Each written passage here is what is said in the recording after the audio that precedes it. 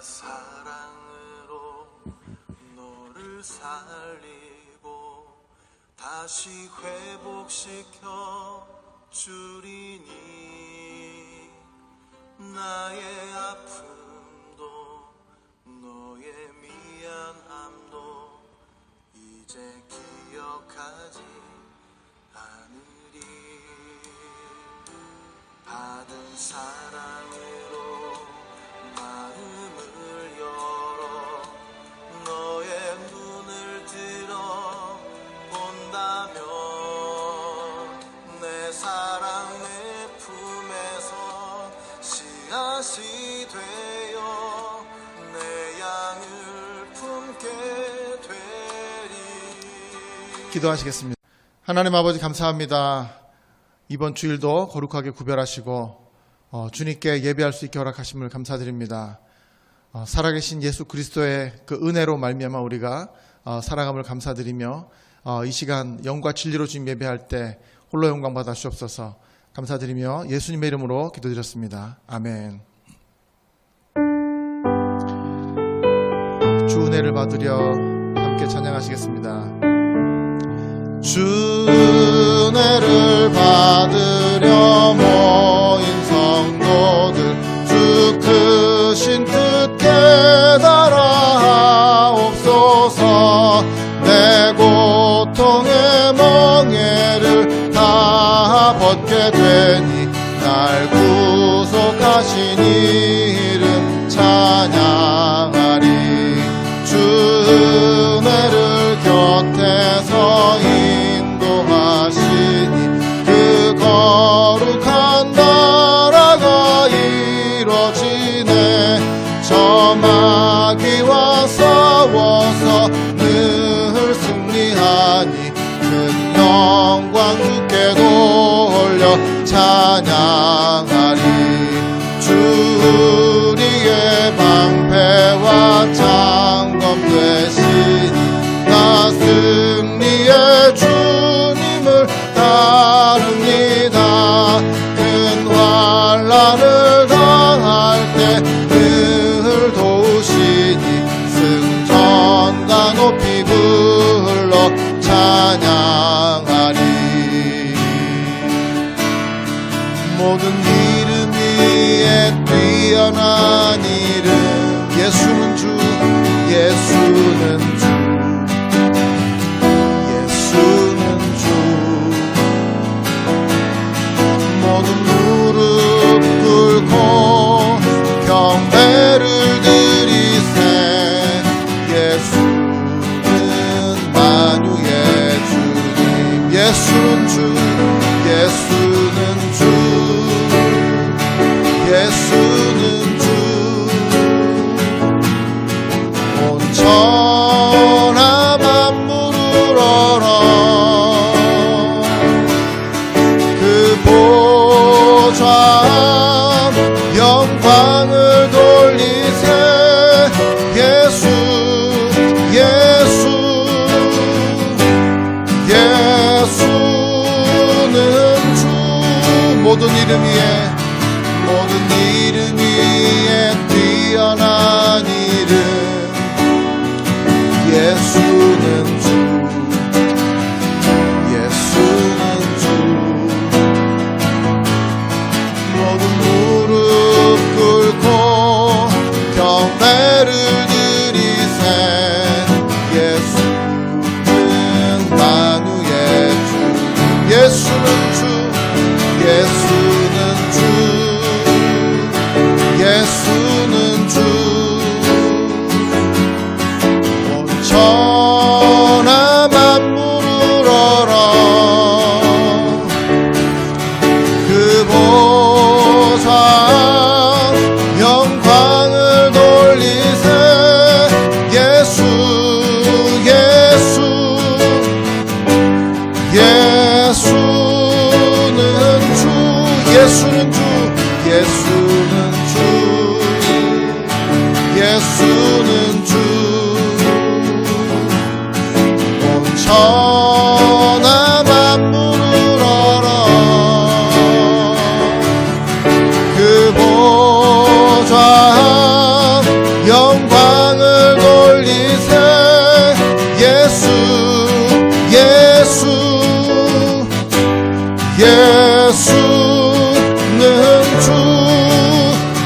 예배합니다.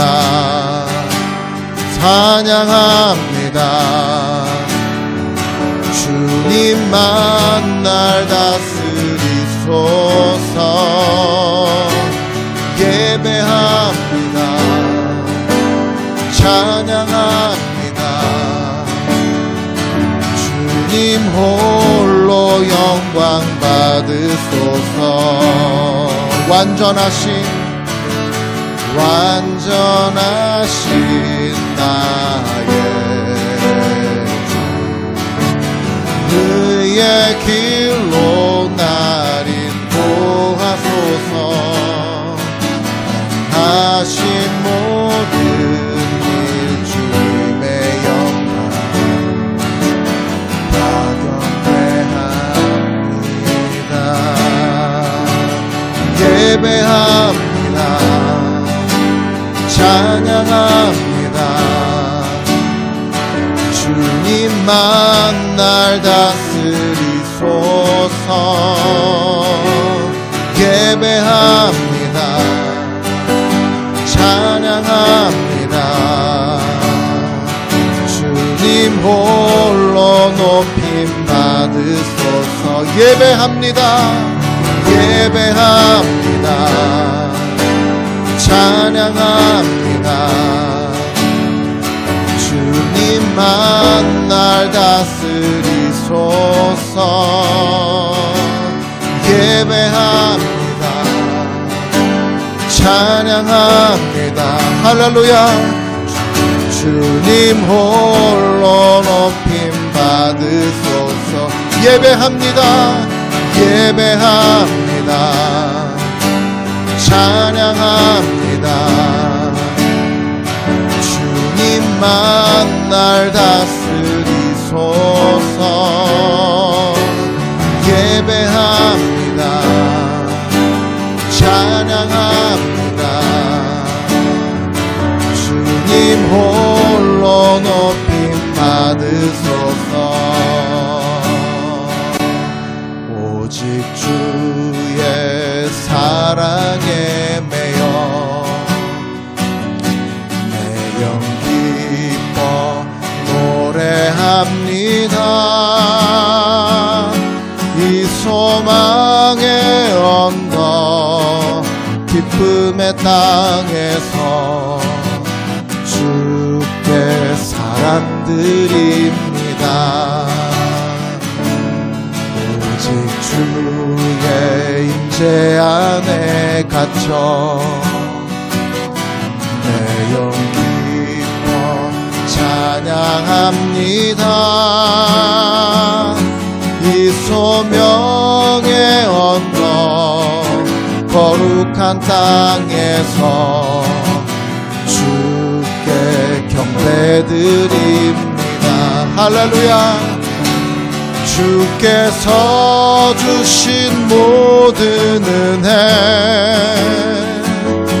나는 말할 수 없네. 내 영혼 즐거이 주 따르렵니다. 주께 내 삶 드립니다. 오직 주의 사랑에 매여 내 영 기뻐 노래합니다.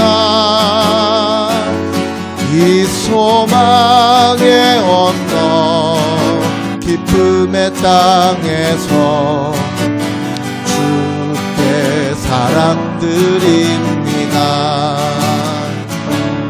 오직 주의 임재 안에 갇혀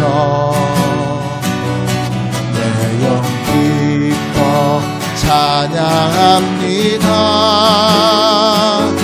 이 소명의 언덕 거룩한 땅에서 주께 경배드립니다. 주께서 주신 모든 은혜 나는 말할 수 없네. 없네. 내 영혼 즐거이 주 따르렵니다. 주께 내 삶 드립니다. 주께서 주신 은혜, 주께서 주신 모든 은혜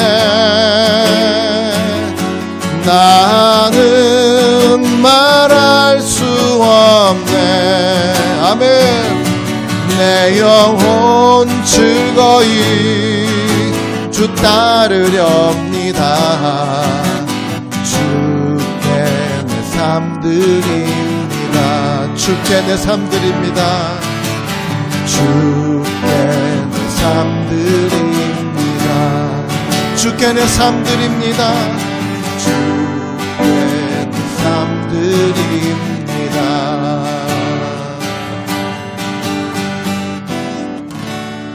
할렐루야. 기도하겠습니다. 살아계신 하나님 감사합니다.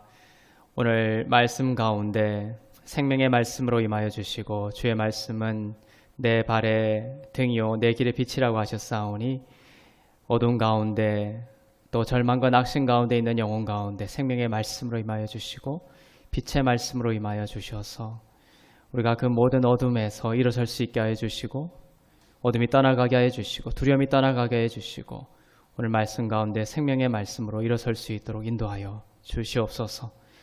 말씀으로 임하실 때에 생수의 강이 흐르게 하시고 참된 생명과 안식을 충만히 부어 주시옵소서. 그렇게 행하실 주님을 찬양하오며 살아계신 예수 그리스도의 이름으로 기도합나이다. 아멘. 우리 사랑하는 성도님들 일주일 동안 하나님의 은혜 아래서 잘 지내셨습니까?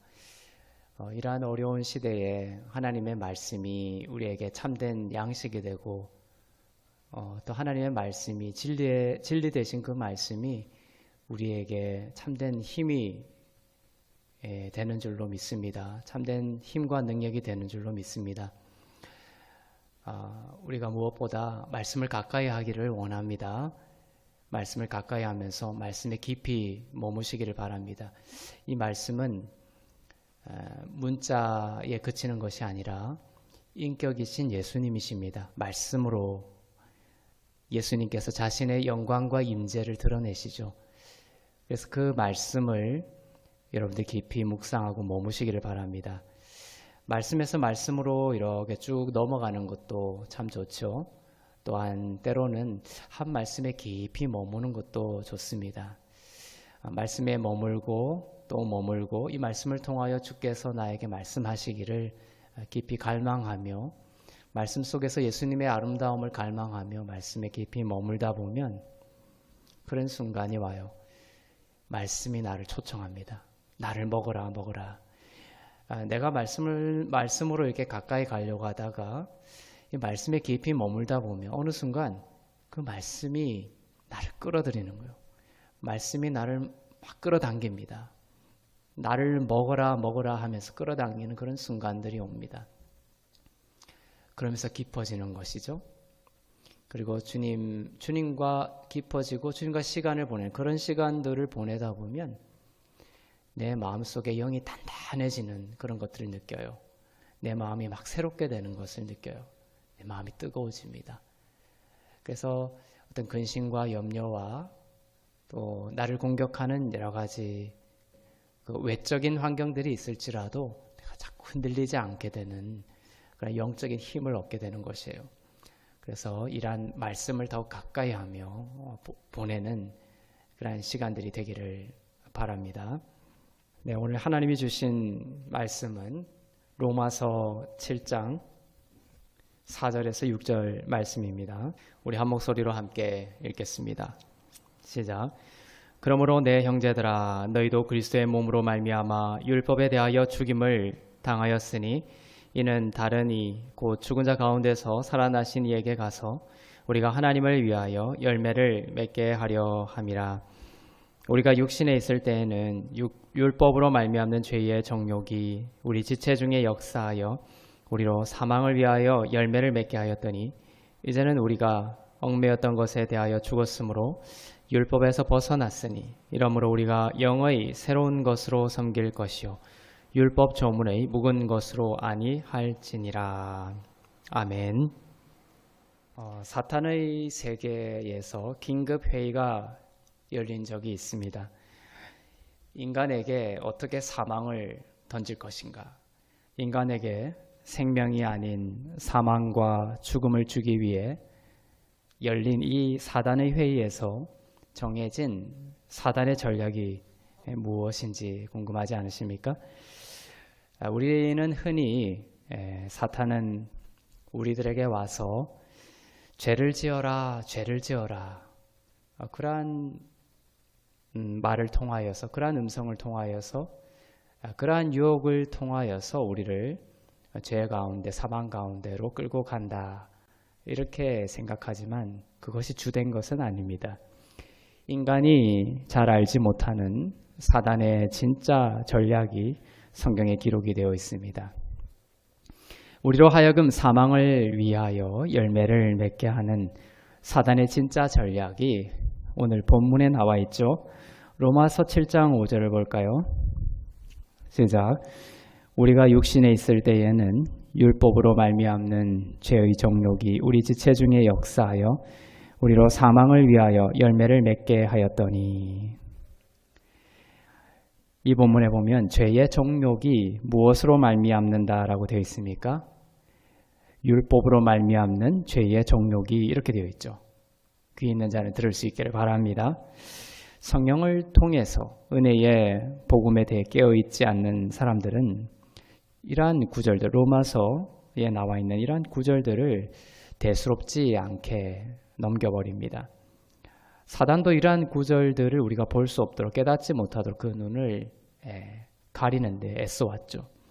왜냐하면 사탄이 인간을 넘어뜨리려고 하는, 인간을 넘어뜨리고 하나님의 보좌를 찬탈하려는 그 비밀 병기가 여기에 있기 때문에 그렇습니다.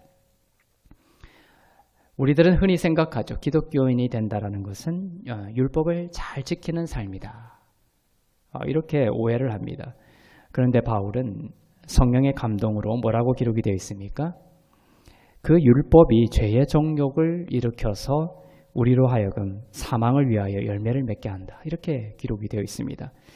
그래서 수많은 사람들이 예수를 믿는다고 하면서도 수천 년 동안 사망에 매여 있었던 것입니다. 사망의 열매를 맺었던 것이에요. 사탄의 공유에서 만든 전략은 이것입니다. 사람들로 하여금 이렇게 사람들에게 가서 이렇게 유혹을 해라는 것이죠. 율법을 잘 지키면서 살도록 노력하게 만들어라.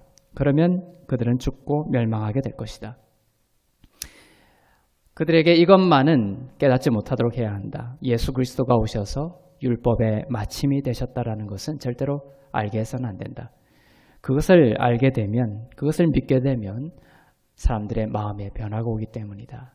그것을 알게 되면 사람들이 마음의 변화를 겪어서 하나님이 기뻐하시는 새 생명의 삶을 살게 될 것이기 때문에 그렇다라는 것이에요. 사단이 우리에게 사용하는 무기는 그들만의 어떤 별개의 독특한 무기가 있는 것이 아닙니다. 사단이 사용하는 무기는 하나님이 만드신 거룩한 율법을 가지고 인간들을 공격합니다. 그래서 우리들은 별 거부감 없이 그 율법을 영혼의 보좌 위에 두고 사망을 왜 자꾸 경험하는지를 의아해 하는 것이죠. 고린도전서 15장 55절에서 56절입니다. 사망아 너의 승리가 어디 있느냐? 사망아 내가 쏘는 것이 어디 있느냐? 사망이 쏘는 것은 죄요, 죄의 권능은 율법이라. 56절을 유념해서 보시기를 바랍니다. 사망이 쏘는 것은 죄요, 죄의 권능은 율법이라. 이게 대체 무슨 말인가? 율법이 죄를 일으키고 그 죄로 인해 사망이 온다라는 것입니다.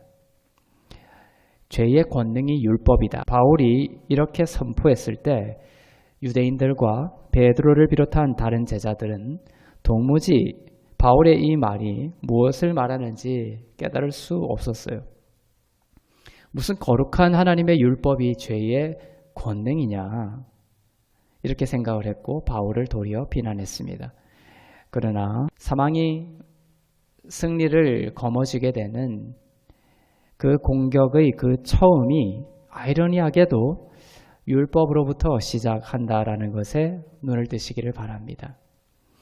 여러분들이 이 은혜의 복음을 듣고 깨닫게 된 것이 얼마나 큰 축복인지 모르겠습니다.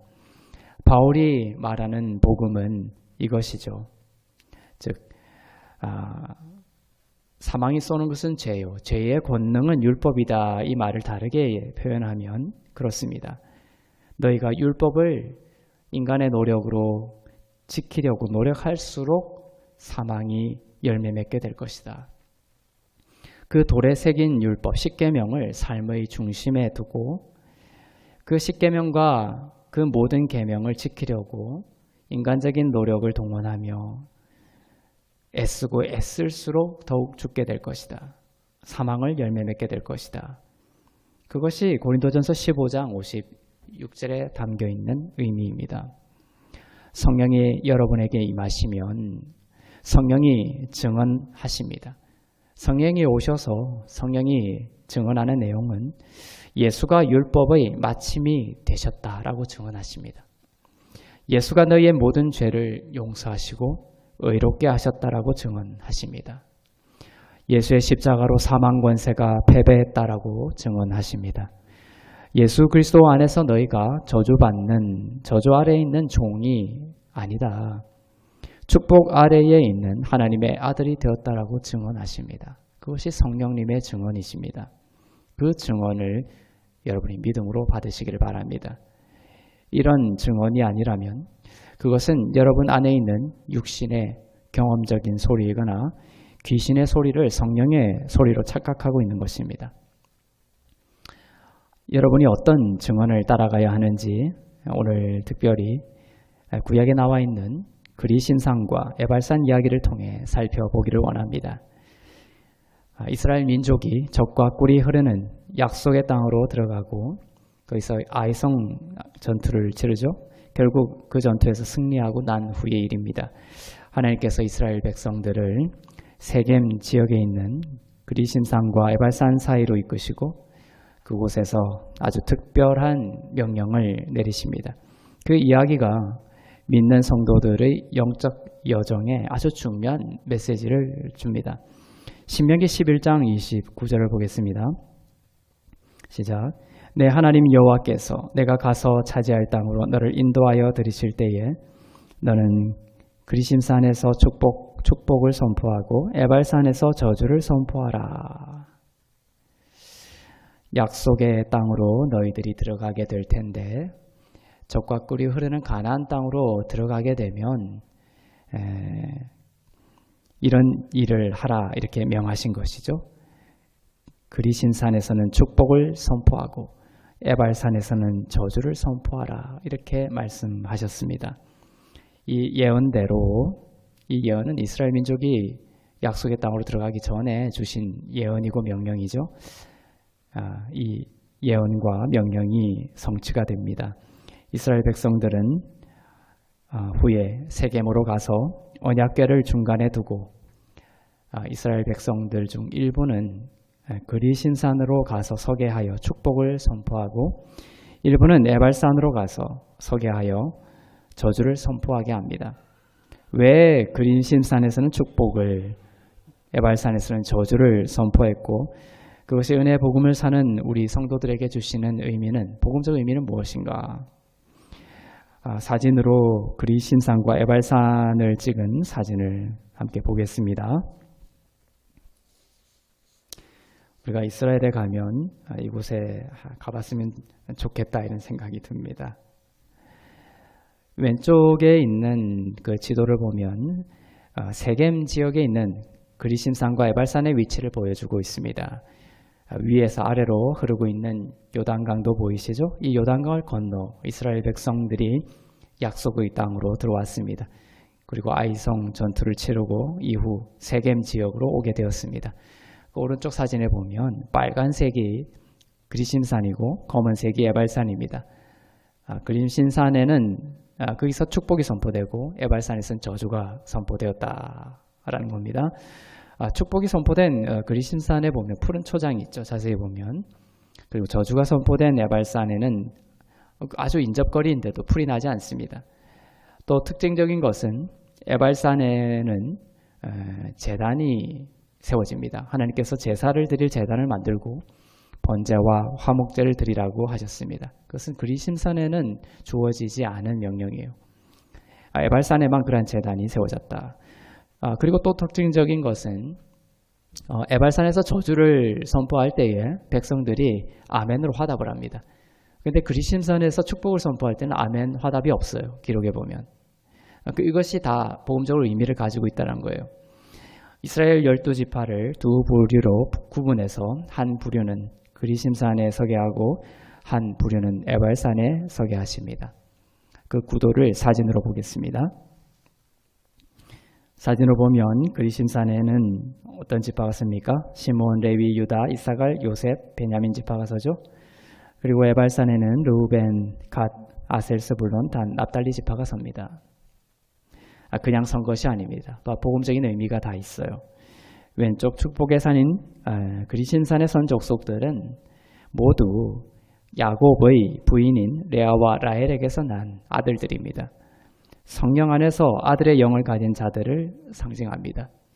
예수를 그리스도요 하나님의 아들로 믿어서 이제 하나님의 아들이 된 자들, 그들에게는 영원한 하나님의 축복이 선포되는 것이 이 그리심산에서 선포되는 축복이 담고 있는 의미다. 오른쪽에는 저주의 산인데 이 에발산의 선 족속들은 모두 야곱의 종에게서 난 족속들입니다.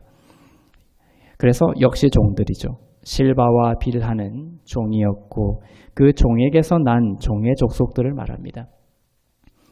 그런데 르우벤과 스불론이 있죠. 르우벤과 스불론은 본처에게서 난 자녀이지 않습니까? 이렇게 질문할 수가 있습니다. 그런데 그들이 저주의 산에 선 이유가 있습니다. 르우벤은 아버지의 여종과 동침했기 때문에 저주를 받아 에발산에 선 것입니다. 스불론은 그가 6과 10의 가치를, 숫자의 가치를 가지고 있기 때문에 그렇습니다. 스불론은 레아의 6번째 자녀이고 야곱으로 치면 10번째 자녀이기 때문에 그렇습니다. 유대 히브리어적으로 6이라는 것은 인간의 노력을 상징합니다. 계시록에 나와 있는 그 666도 사실은 이러한 인간의 노력을 상징하는 것과 맥락을 같이 하고 있다. 그리고 10이라는 것은 율법인 십계명을 상징하죠. 이 스불론이 6과 10을 다 가지고 있는 거예요. 레아의 6번째 자녀이고 야곱의 10번째 자녀이기 때문에 그렇습니다. 그래서 저주의 산 에발산에 서게 되었습니다. 에발산은 아들이 아닌 모두 뭐예요? 종의 영이 깃든 거예요. 종의 영으로 깃든 자들이 선 것입니다. 예수를 그리스도로 믿어서 아들이 되어야 하는데 그러지 못해서 여전히 종으로 남은 자들을 말합니다. 이것을 오늘날 확대해서 말하면 어떻게 됩니까? 예수를 믿는다고 하면서도 율법 아래에 있기 때문에 종의 영으로 깃든 자들을 말하죠. 에발산에서 저주가 선포된 것은 이처럼 율법 아래에 있기 때문에, 그리고 그 율법 아래에 있음으로 인해 종의 영으로 깃든 자들에게는 저주가 선포되기 때문입니다. 신약 성경을 보면 신약 성경은 죄를 짓는 자가 저주 아래에 있다 이런 구절이 있습니까? 없어요. 죄는 물론 좋지 않은 것입니다. 하나님은 죄를 너무너무 미워하세요. 왜냐하면 그 죄로 인하여 하나님과 우리가 분리가 됐거든요. 하나님은 이 죄로 인하여 인간이 죽게 되고 질병에 들게 되고 모든 관계 어려움과 하나님의 영광에서 멀어진 것들이 드러나게 되었죠. 그리고 하나님이 이 죄를 너무나 미워하시기 때문에 십자가를 지셨습니다.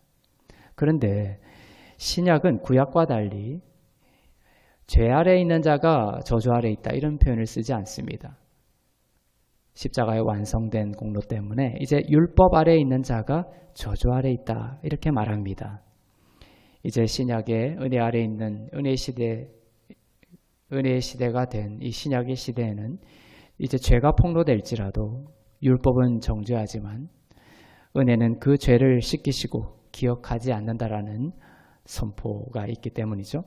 갈라디아서 3장 9절에서 10절을 보겠습니다. 그러므로 믿음으로 말미암는 자는 믿음이 있는 아브라함과 함께 복을 받느니라.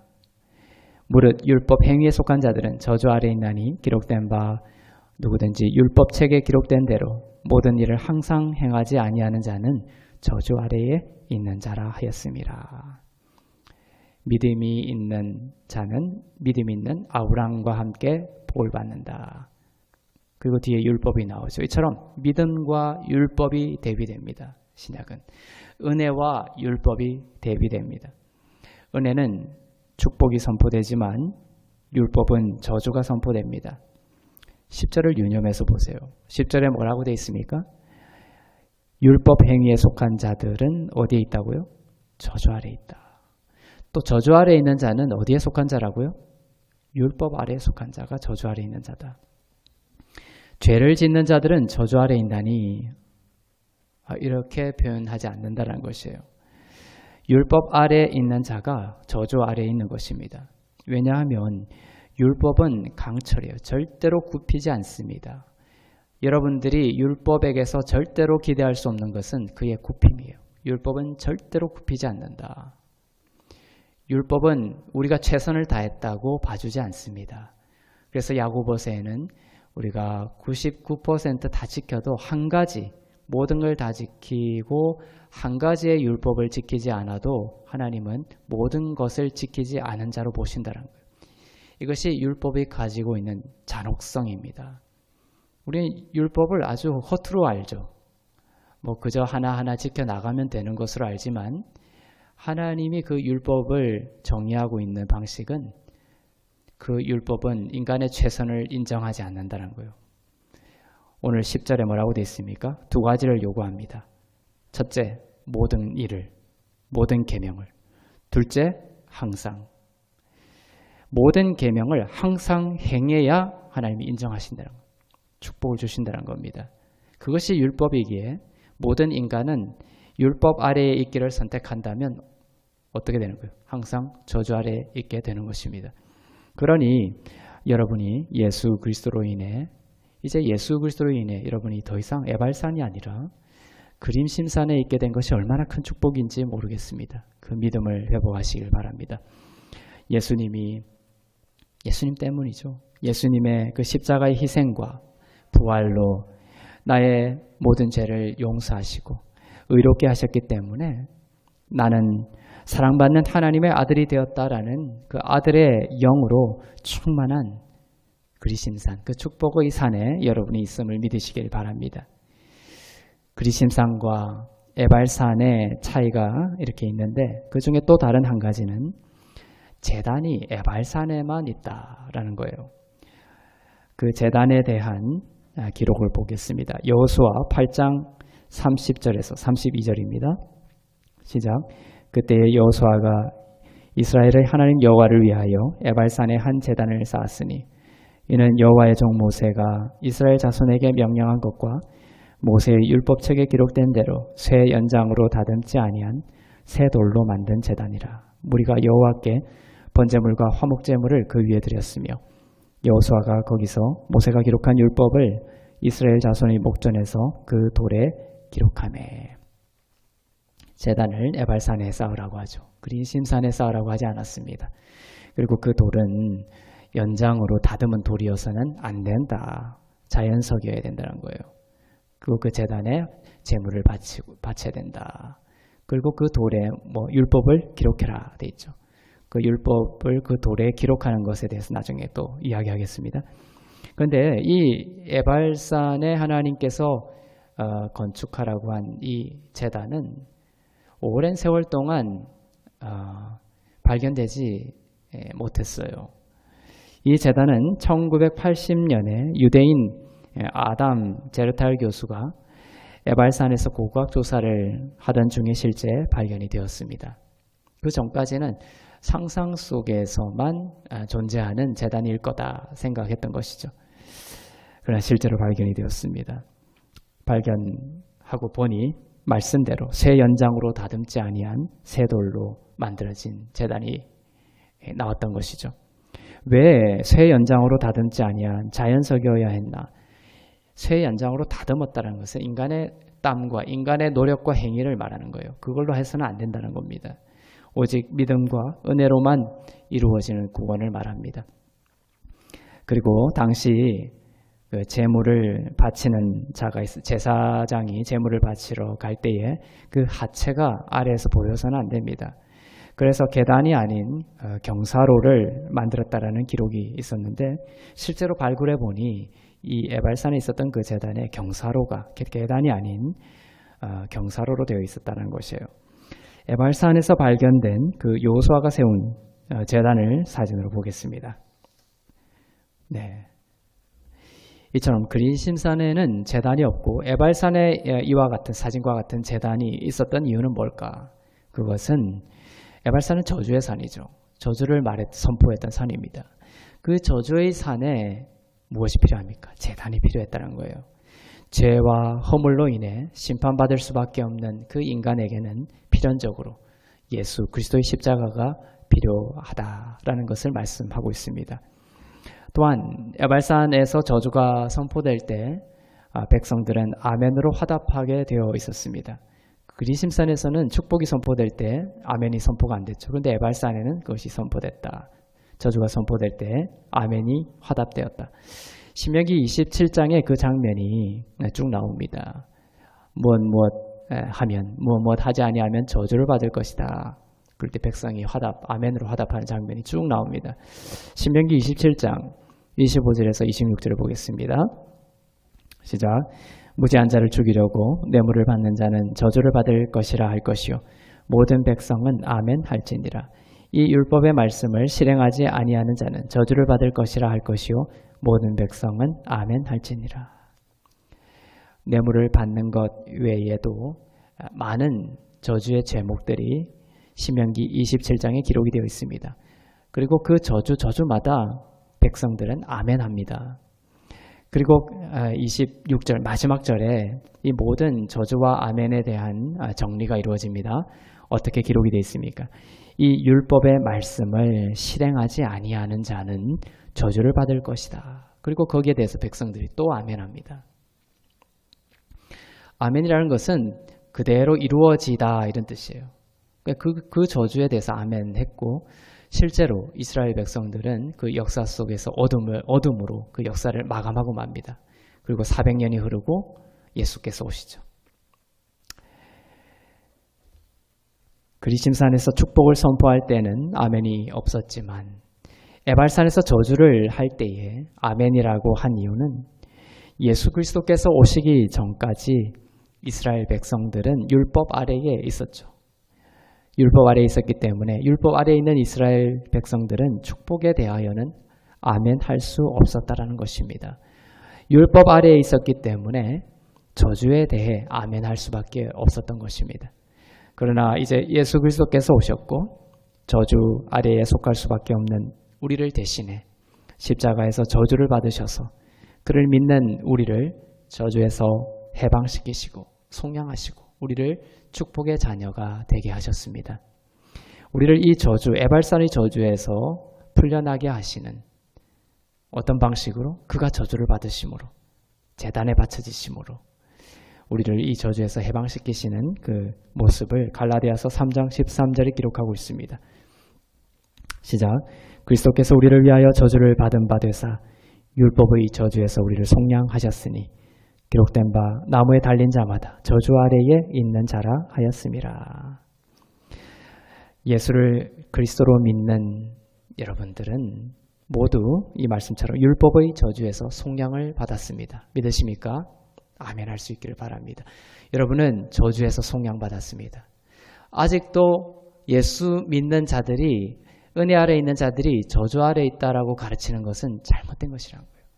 분명히 말씀하죠. 이제 그리스도께서 우리를 위하여 저주를 받은 바 되사 그것을 믿는 자들은 율법의 저주에서 우리를 속량하셨다. 율법의 저주에서 속량받았습니다. 혹자는 이렇게 가르치죠. 이 그리심산과 에발산의 구약의 이 내용들을 그냥 껍질로 그대로 신약의 성도들의 그대로 가져오는 거예요.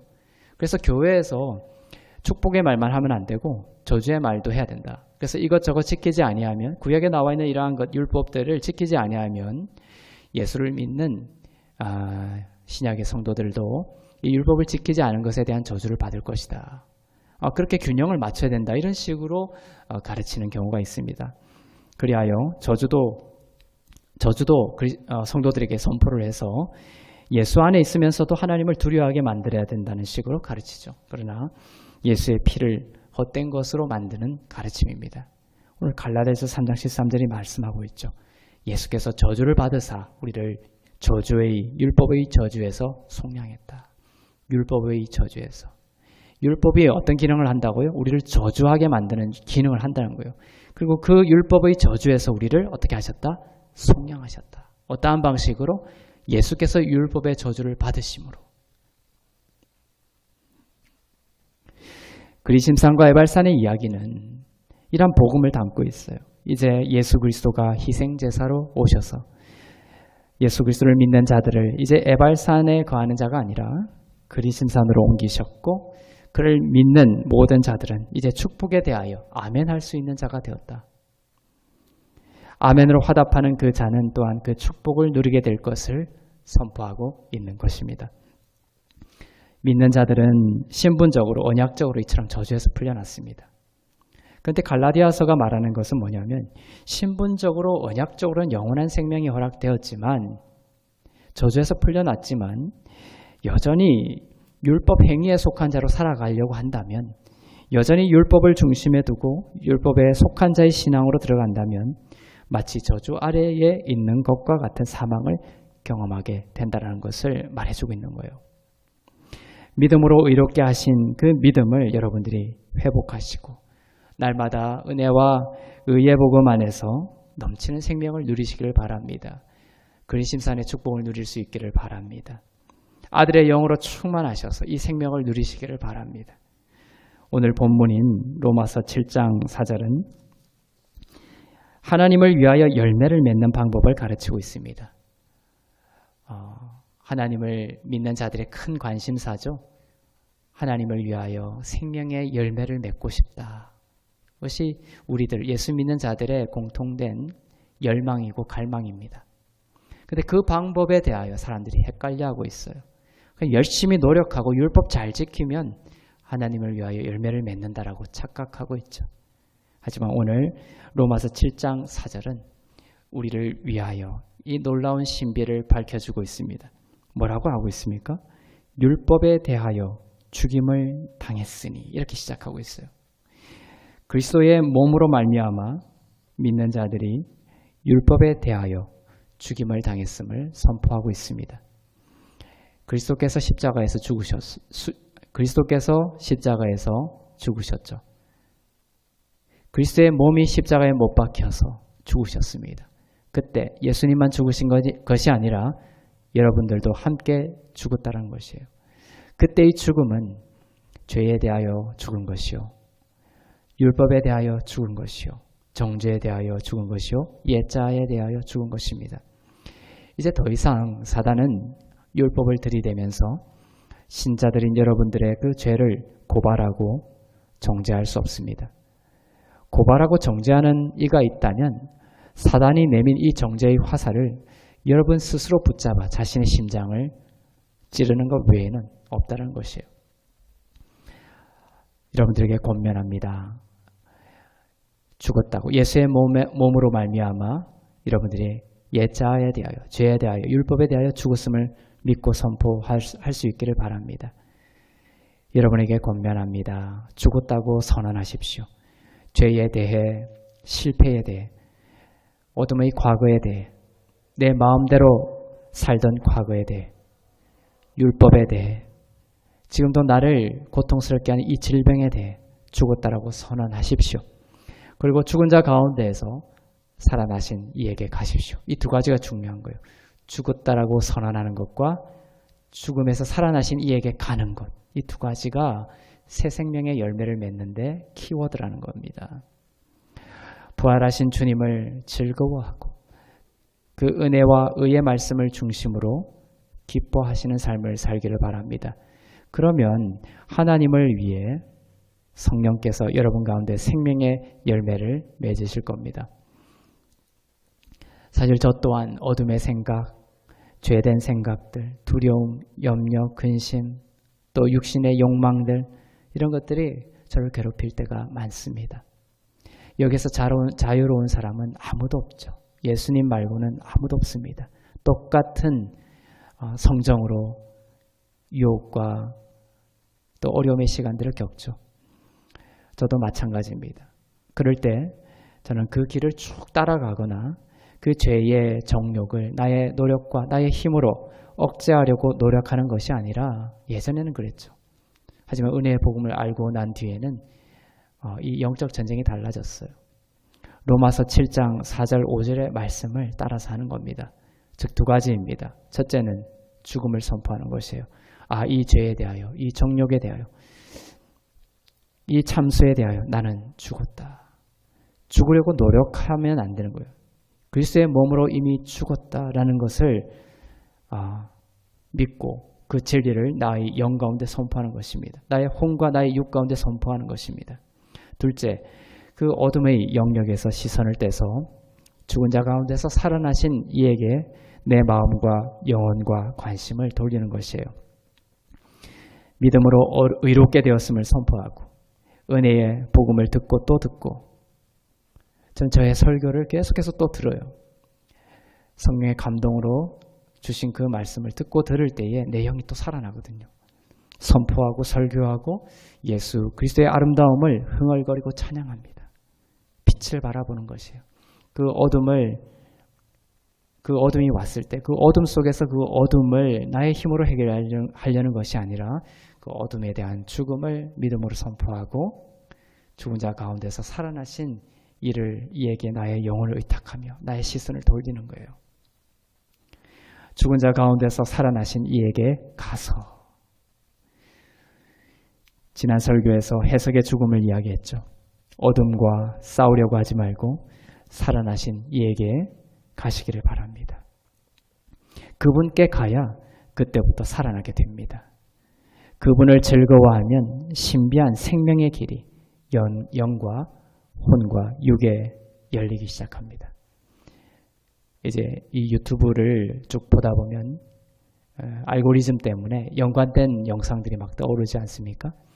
이런 설교와 또 기도와 또 이런 예언들 이런 것들을 이제 가끔 보다 보면은 이제 알고리즘 때문에 딸려오는 것이 뭐냐면 점치는 사람들, 무당, 그런 점치는 사람들이 어떤 한 유명한 사람의 어떤 그 사주를 이렇게 보고 그것을 풀이하는 이런 영상들이 딱 올라와 있는 거예요. 예전 같았으면 호기심에서라도 아마 봤을 겁니다. 그런데 이제는 이제 그것들을 딱 이렇게 보고 누르려고 하면 내 마음에 내 안에 성령께서 계시기 때문에 그것을 봤을 때, 그것을 본다고 하나님께서 나에게 저주하거나 나에게 저주를 퍼붓는 그러한 분은 아니십니다. 하지만 이제 내 안에 성령께서 계시니까 여호와께 시선을 돌리고 여호와를 찬양하고 그러지 않고 그게 관심을 가지고 그것을 클릭할 때 내 마음 가운데 너무나 주님이 슬퍼하는 마음이 느껴지는 거예요. 그것을 클릭하고 그 사주 보는 것에 나의 영혼을 드릴 때에 아파하실 하나님의 마음이 그냥 막 느껴오는 거예요. 사랑하는 이를 슬퍼하게 만들 수 없는 내 마음 가운데 깊은 브레이크가 걸리는 거예요. 도저히 그것을 클릭할 수가 없는 거죠. 이처럼 율법은 뭐 하라 뭐 하지 마라 이런 식으로 우리의 삶을 지배하려고 했지만 결국 우리로 하여금 사망의 열매를 맺게 하는 거예요. 합리화시키고. 하지만 이제 성령의 시대, 신약의 시대는 내 안에 성령께서 오시는 거예요. 그게 대해서 죽었음을 선포하고 이제 죽은 자 가운데 살아나신 이에게 나의 영혼을 의탁할 때 내 안에 성령께서 살아계셔서 인격적으로 살아계셔서 하나님의 마음을 내 마음 가운데 부어주시는 것이죠. 그래서 주님께 영광 돌리고 하나님이 기뻐하시는 그러한 거룩한 삶을 살고 싶은 욕망이 내 가운데 새로운 본성으로 자리하게 되는 것입니다.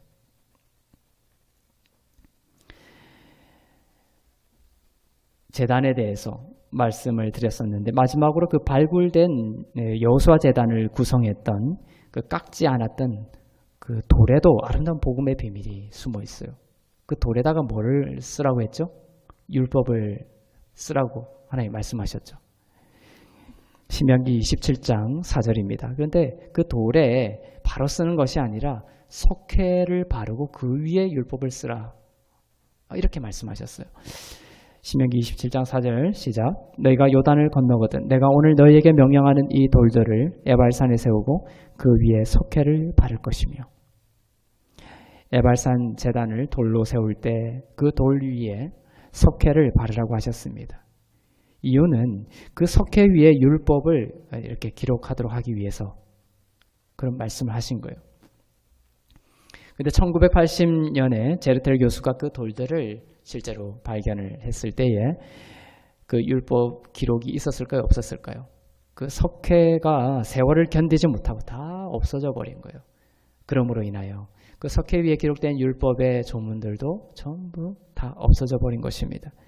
하나님은 일부러 오래 가지 않을 것 위에 율법을 적게 하셨던 것이죠. 그리스도가 오시면 율법의 마침이 되실 것을 아셨고 성령께서 다스리시고 성령께서 우리 안에 사시면서 율법이 결코 열매 맺지 못했던 사랑과 생명의 열매를 우리 가운데서 친히 맺으시는 신약의 시대를 연 것입니다. 이 그린심산과 에발산 사이에 어떤 도시가 있습니까? 아까 그림에 세겜이라는 도시가 있죠. 세겜이라는 도시를 중앙에 두고 그린심산과 에발산이 이렇게 나눠져 있는 것이에요. 그 중앙에 세겜이라는 도시가 있습니다. 근데 이 세겜이 어디에 등장하냐면 요한복음 4장에 등장합니다. 우물가의 여인. 그 우물가에 모든 사람의 비난과 정죄를 받던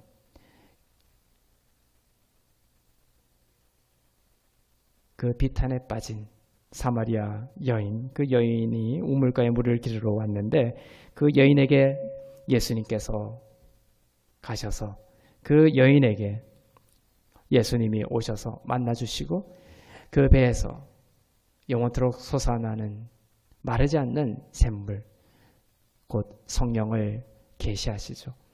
그 사마리아 여인을 만난 도시가 바로 이 세겜입니다.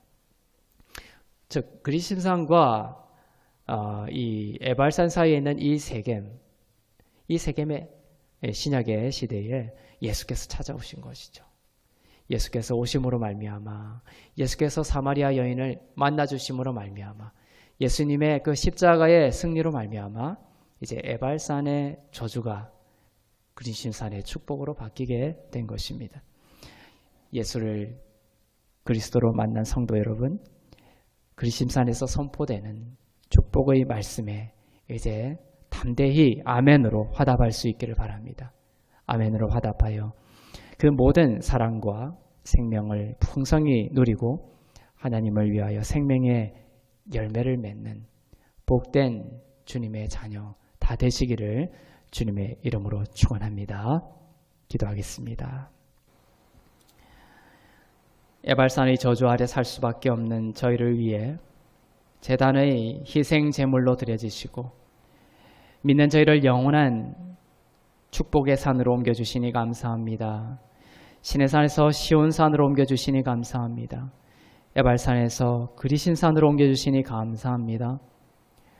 늘 그리스도를 바라보게 하시고 그리스도 안에서 모든 죄가 씻음받고 믿음으로 의롭게 된 주의 자녀 되었음을 기억하게 하옵소서.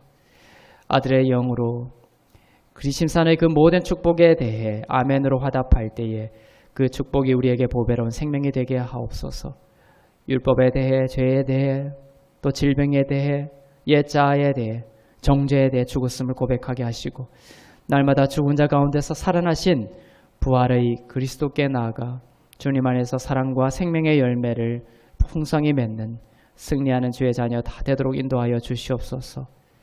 고통 가운데, 질병의 고통 가운데 씨름하고 있는 환우들 찾아가 주셔서 예수의 보혈로 덮어주시고 채찍에 맞음으로 나음을 입었음을 선포하게 하시고 그 진리의 말씀으로 함께하여 주실 때에 그 모든 질병이 떠나고 온전함을 회복할 수 있도록 주님 역사하여 주시옵소서. 모든 것이 하나님의 은혜임을 고백하며 드리는 모든 예물 위에 기름 부으시고 그 예물이 쓰이는 곳마다 교회가 세워지고 은혜의 복음이 전파되며 죽은 자가 살아나는 하나님의 나라가 세워지게 하여 주시옵소서. 확장되게 하여 주시옵소서. 감사드리며 이제는 우리 주 예수 그리스도의 은혜와 하나님 아버지의 사랑과 성령님의 위로교통 새롭게 하심의 역사가 죄와 율법에 대하여 그리스도의 몸으로 함께 죽었음을 믿고 또 죽은 자 가운데서 살아나신 이에게 가서 그리심산의 모든 축복을 누리고 흘려보내는 사랑과 생명의 자녀가 되기를 소원하며 늘 주님께 가까이 가고 또 주님의 다시 오심을 기다리는 주 안에서 이롭고 흠없고 거룩한 교회 위에 선교사님들 위에 나라와 민족들 위에 이제부터 영원토록 충만하시기를 간절히 축원하옵나이다. 아멘. 주님의 높고 위대하심을 찬양하며 나가시겠습니다.